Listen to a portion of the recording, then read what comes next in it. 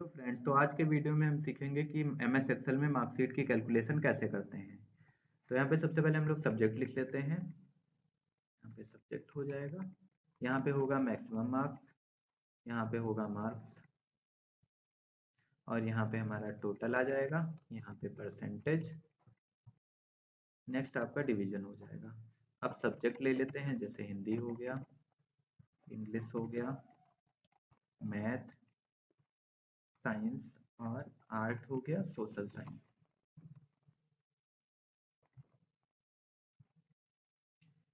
अब हम लोग मैक्सिमम मार्क्स ले लेते हैं, जैसे एक सब्जेक्ट में ज़्यादा से ज़्यादा हम लोग 100 नंबर ला सकते हैं, तो यहाँ पे 100 लिख देंगे और इसको जो है नीचे तक ड्रैग कर देंगे। फिर यहाँ पे मार्क्स लाने हैं, तो मार्क्स जैसे ले लेते हैं, 76 हो गया, 66, 78, 56 और यहाँ पे 78 और 64, ये हमारे मार्क्स हो गए।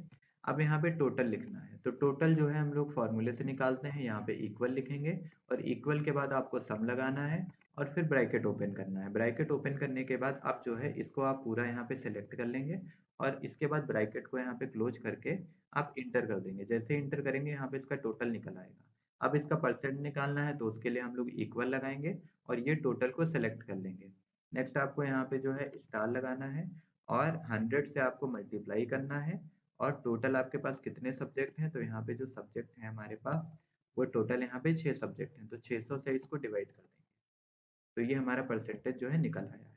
अब यहाँ पे डिवीजन निकालना है, तो डिवीजन किस टाइप से निकलेगा, तो सबसे पहले आपको इक्वल लिखना है और इक्वल लिखने के बाद आपको लिखना है इफ, और इफ के बाद आपको लिखना है यहाँ पे ई और 3। ई3 पे हमारा परसेंटेज है, तो ई3 को सेलेक्ट कर लेंगे। अब हम कहेंगे यहाँ पे कि ई3 जो है अगर ये बड़ा होता है यहाँ पे, यानी कि ग्रेटर देन और इक्वल टू, या तो ये बड़ा हो या तो ये बराबर हो इसके, तो ये 75 के, तो क्वामा और इन्वर्टेड क्वामा, तो ये क्या होना चाहिए, तो यहाँ पे आना चाहिए ए ग्रेड, तो यहाँ पे ए ग्रेड हो जाएगा। नेक्स्ट इसी को हम लोग दोबारा रिपीट कर देंगे, इफ अगर हमारा यहाँ पे E3 फिर से बड़ा होता है, बराबर होता है किसके, समथिंग 60 के, तो क्या होगा, तो वहाँ पे बी ग्रेड आना चाहिए, तो बी कर देते हैं। फिर यहाँ पे कॉमा लगा के लिखेंगे इफ, और इसी फॉर्मूले को देखिए, ये फॉर्मूला तो सिर्फ इतना ही है और यही फॉर्मूला यहाँ पे बार बार जो है रिपीट हो रहा है, आप देख सकते हैं। तो आगे की भी जो कंडीशन है हम लोग यहाँ पे लिख लेते हैं।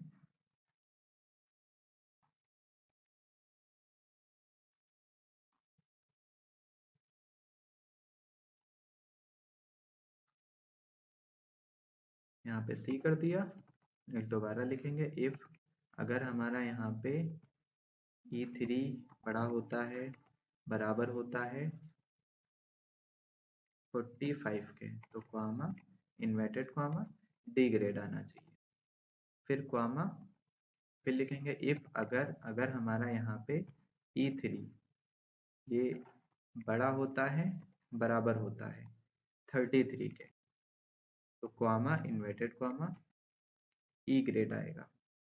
और अगर इनमें से कुछ नहीं होता है, देखिए यहाँ पे कंडीशन क्या कह रही है कि इफ अगर हमारा E3 यानी परसेंटेज, अगर हमारा परसेंटेज जो है वो बड़ा होता है, बराबर होता है 75 के, तो ए ग्रेड आना चाहिए। अगर हमारा E3 जो है वो बड़ा होता है, बराबर होता है 60 के, तो बी ग्रेड आना चाहिए। अगर E3 हमारा बड़ा होता है, बराबर होता है 50 के, तो सी ग्रेड आना चाहिए। और अगर हमारा जो है E3 बड़ा होता है, बराबर होता है 45 के, तो डी ग्रेड आना चाहिए।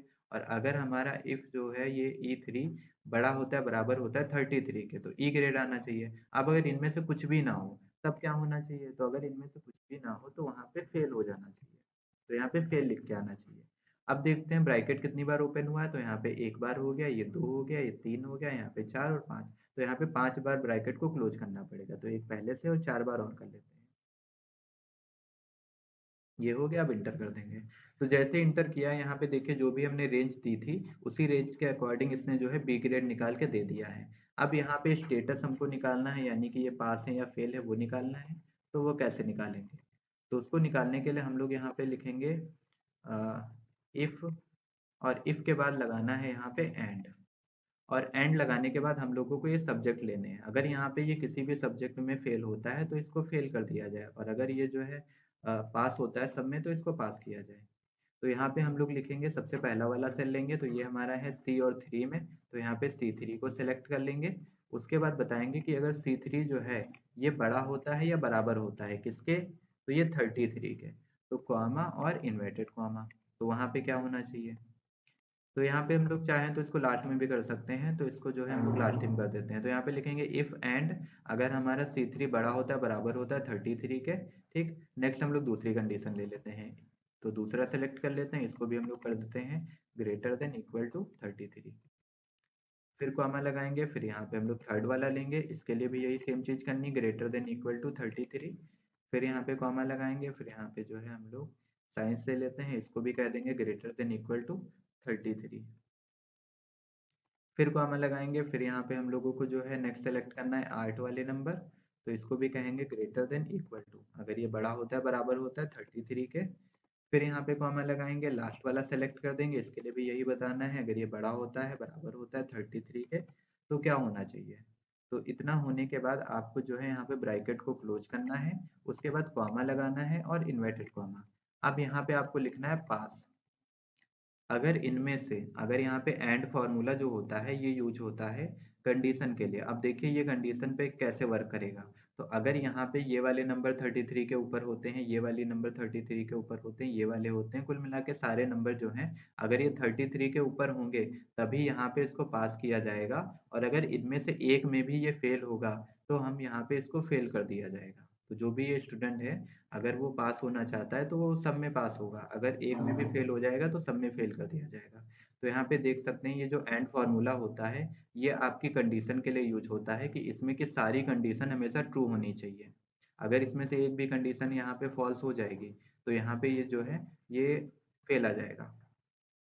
तो यहाँ पे जो है हम लोग पास लिख दिए, उसके बाद कॉमा लगाएंगे, इन्वर्टेड कॉमा लगाएंगे और उसके बाद फेल लिख देंगे। ब्रैकेट को यहाँ पे जो है क्लोज करना है, इन्वर्टेड कॉमा क्लोज हो गया, हमारा ब्रैकेट क्लोज हो गया, और उसके बाद इंटर कर देंगे। तो यहाँ पे देख सकते हैं ये जो है अभी पास है। अगर हम इनमें से किसी भी सब्जेक्ट में फेल कर देते हैं, फॉर एग्जाम्पल इनको मैथ में फेल कर दिया जाए, तो यहाँ पे 32 कर देते हैं, तो यहाँ पे देख सकते हैं स्टेटस जो है ये फेल का आ चुका है।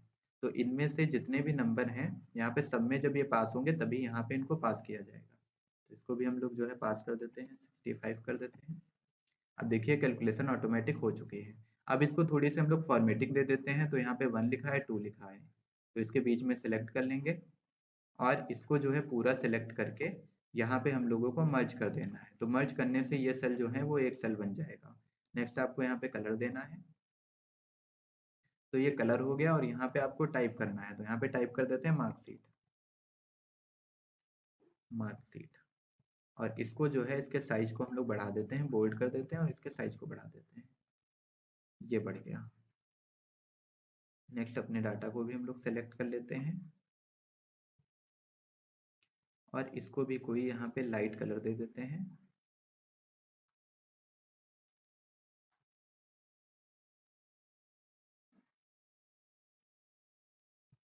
ये ठीक लग रहा है।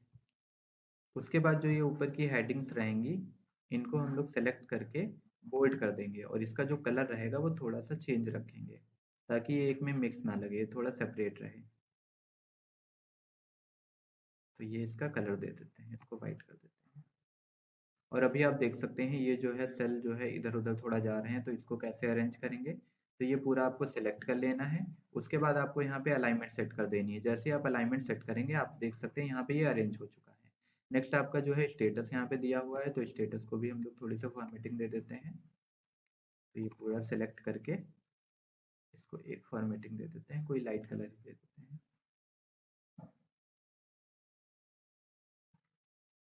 ये ठीक लग रहा है। अब इसमें हम लोग यूज करेंगे कंडीशनल फॉर्मेटिंग। तो देखिए इसको कैसे करेंगे। तो इसको अगर आप कंडीशनल फॉर्मेटिंग करना चाहते हैं, यहाँ पे आप चाहते हैं कि अगर ये पास होते हैं तो यहाँ पे ग्रीन कलर में आना चाहिए, और अगर ये फेल होते हैं तो ये जो है रेड कलर में आना चाहिए। तो इसको कैसे करेंगे। तो इसको करने के लिए आपको आना है कंडीशनल फॉर्मेटिंग पे, नेक्स्ट आपको आना है हाईलाइट सेल रूल पे, और यहाँ पे आपको मिलेगा ये टेक्स्ट कंटेंट, इस पे क्लिक कर देना है। और यहाँ पे क्लिक करने के बाद आपको लिखना है पास। अगर ये पास होता है तो क्या होना चाहिए। तो यहाँ पे देखिए लगा हुआ है रेड कलर में होना चाहिए, इसको आप चाहें तो यहाँ पे ग्रीन में लगा सकते हैं। तो ये ग्रीन कलर में हो गया। इसके बाद जो है इसको हम लोग ओके कर देंगे। फिर यहाँ पे दोबारा जाएंगे कंडीशनल फॉर्मेटिंग पे, हाईलाइट सेल रूल पे, और यहाँ पे टेक्स्ट कंटेंट्स पे, और यहाँ पे जाने के बाद इस बार टाइप करना है फेल। अगर यहाँ पे फेल हो तो क्या होना चाहिए। तो फेल में ये रेड टेक्स्ट आना चाहिए, और इसको ओके कर देंगे। अब देखिए अगर यहाँ पे हम इनको फेल कर देते हैं किसी भी सब्जेक्ट में, तो देख सकते हैं यहाँ पे ये फेल हो गया। तो अगर किसी भी सब्जेक्ट में ये यहाँ पे फेल होंगे तो यहाँ पे फेल आ जाएगा, और फेल जब लिख के आएगा तो वो रेड कलर में आएगा। तो ऐसे हम लोग कंडीशनल फॉर्मेटिंग जो है अप्लाई कर सकते हैं। तो आज के वीडियो में इतना ही, मिलते हैं नेक्स्ट वीडियो में। अगर आपको हमारे वीडियोज़ पसंद आ रहे हैं तो आप जो है लाइक करिए और हमारे चैनल को सब्सक्राइब करिए।